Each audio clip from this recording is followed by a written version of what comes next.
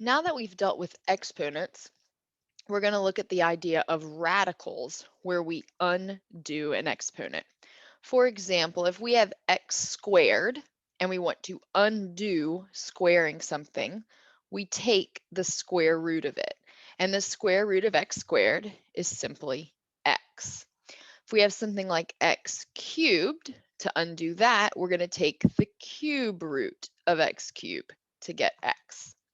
The parts of radicals, we have on the outside what's called the index. And if nothing is listed, it's understood to be a 2. And then this part right here is called the radical.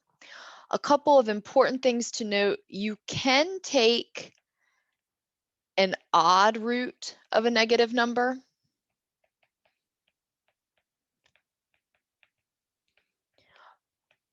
but you cannot take an even root of a negative number.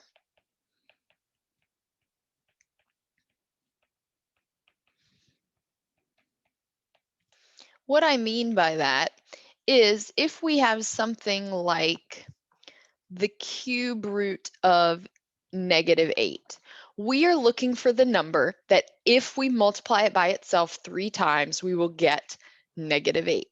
So the cube root of 8 is -2. And we can check that by taking -2 cubed, which gives us -2 times -2 times -2.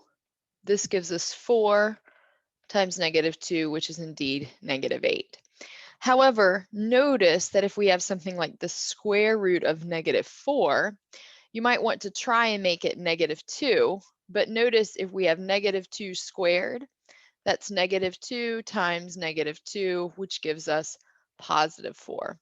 So what happens here is this does not exist, and as we will learn later, it is considered an imaginary number. Do not confuse that with a negative on the outside. So for example, the negative square root of 625 is -25, because -25 squared is -625. And here that negative is on the outside. So the 25 squared is just the 625, which was under the radical.